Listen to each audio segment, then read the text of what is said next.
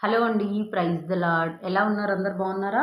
నేనైతే చాలా బాగున్నాను. మీరు కూడా బాగుండాలని దేవుణ్ణి మనస్ఫూర్తిగా కోరుకుంటున్నాను. అన్నట్టు ఈరోజు ప్రార్థన చేశారా? ప్రార్థన చేయకపోతే తప్పకుండా ప్రార్థించండి. ప్రార్థన మన జీవితాలలో చాలా అవసరమైంది.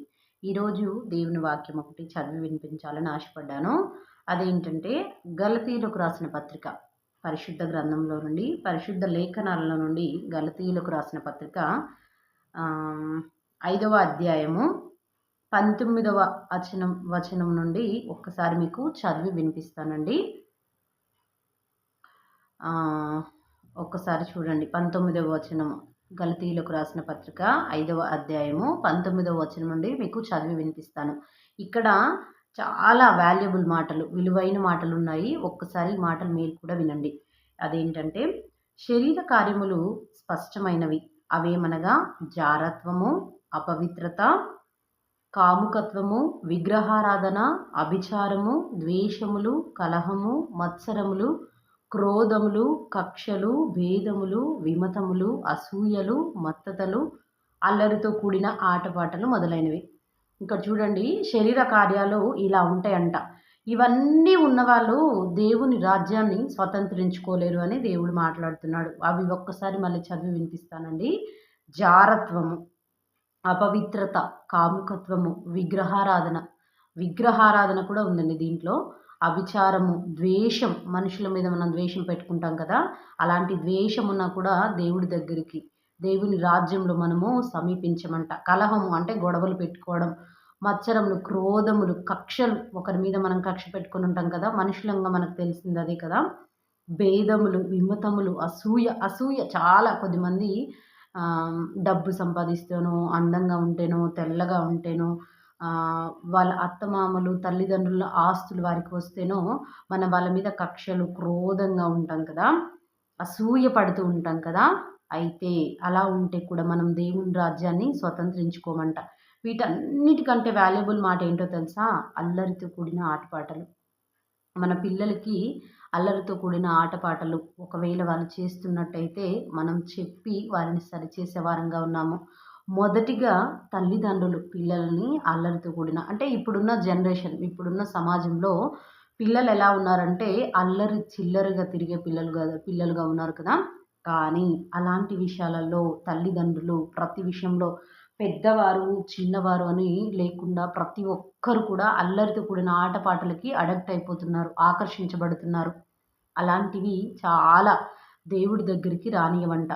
వీటిని గూర్చి నేను మునుపు చెప్పిన ప్రకారము ఇట్టి వాటిని చేయువారు దేవుని రాజ్యమును స్వతంత్రించుకొనరంట. చూడండి, దేవుని రాజ్యంలో మీరు ఉండాలి అంటే దేవుని రాజ్యమును స్వతంత్రించుకొనరని మీతో స్పష్టముగా చెప్తున్నాను.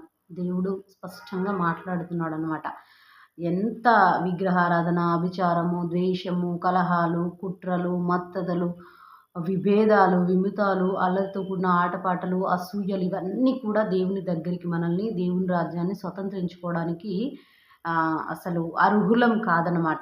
ఈ లోకంలో మనకి ఇవన్నీ ఉన్నాయి కదా. అయితే ఇక నుండి అయినా సరే వీటన్నిటిని చెయ్యకుండా ఉండడానికి జారత్వము, చూడండి ఎంత అపవిత్రత, అసలు పవిత్రత లేకుండా ఉండడం. చూడండి ఈ మాటలు ఎంత భయంకరంగా ఉన్నాయి కదా. ఇవన్నీ మన శరీరంతో చేసే కార్యాలు, మన మనసుతో చేసే కార్యాలు, ఇవన్నీ ఉంటే మన దేవుని రాజ్యాన్ని స్వతంత్రించుకున్నామంట. అయితే అయితే ఇక్కడ ఒక మాట చెప్తున్నాడు వినండి. ఆత్మఫలం ఏమనగా ప్రేమ, సంతోషము, సమాధానము, దీర్ఘశాంతము, దయాళుత్వము, మంచితనము, విశ్వాసము, సాత్వికము, ఆశానిగ్రహము. ఇట్టి వాటికి విరోధమైన నియమం ఏదియూ లేదు. క్రీస్తు యేసు సంబంధులు శరీరమును దాని ఇచ్చలతోనూ దురాశలతోనూ సిలువ వేసి ఉన్నారు. అయితే క్రైస్తవులు అని చెప్పబడిన వాళ్ళు ఎలా ఉంటారు అనంటే ప్రేమతో కూడి, సంతోషంగా, సమాధానంతో, అందరి ఎదుట దీర్ఘశాంతంగా, దయాళుత్వంగా, మంచితనంగా. చూడండి ఈ మాటలు ఎంత బాగున్నాయి కదా. అవేమో శరీర కార్యాలేమో దేవుని రాజ్యానికి దూరం చేస్తాయి. ఈ ఫలాలేమో దేవుని రాజ్యానికి దగ్గర చేస్తాయన్నమాట. ఒకసారి మీరు ఆలోచించండి. మీరు శరీర కార్యాలలో ఉంటారా? లేకపోతే దేవుని రాజ్య సంబంధులుగా, క్రైస్తవులుగా చెప్పబడుతున్న వారు ఇవన్నీ పాటించాలన్నమాట. ఎప్పుడు ఎవ్వరితో గొడవ పడినా సమాధానంగా ఉండాలి. అందరినీ మంచి పలకరింపుతో పలకరించాలి. సంతోషంగా ఎన్ని కష్టాలొస్తే కూడా సంతోషంగా ఉండాలి. ప్రేమతో మాట్లాడాలి. ప్రేమతో ఉండాలి. వాళ్ళు మనల్ని చంపడానికొచ్చినా కూడా దేవుడెలా చేశాడండి అలాగనమాట. దీర్ఘశాంతం ఎప్పుడు శాంతంగానే ఉండాలి. దయాళుత్వము. చూడండి మంచితనము, విశ్వాసము మనకి విశ్వాసం అనేది ఉండాలి. సాత్వికము, ఆశానిగ్రహము అన్ని విషయాలలో ఆశానిగ్రహం కలిగి ఉండాలనమాట. ఇట్టి వాటికి విరోధమైన నియమం ఏదియూ లేదు. క్రీస్తు యేసు సంబంధులు శరీరమును దాని ఇచ్చలతోనూ క్రీస్తు యేసుకి సంబంధించిన వారం మేము అనుకునేవారు శరీరమును దాని ఇచ్చలతోనూ దురాశలతోనూ సిలువ వేసి ఉన్నారు. మనము పరిశుద్ధ బలలో పాలు పంచుకునే వారంగా ఉన్నామంటే వీటన్నిటికీ ఈ దురాశలకి అన్నిటికీ మనము సిలువ వేసి ఉన్నామంట. శరీర కార్యాలు శరీరము మనల్ని బలవంతం చేస్తూ ఉంటుంది. శరీరాన్ని మనసు మనల్ని అయితే కానీ వీటన్నిటిని పక్కన పెట్టి మనము ఆత్మ ఫలాలలో ఫలించడి కొమ్మలం వలె ఉండాలి.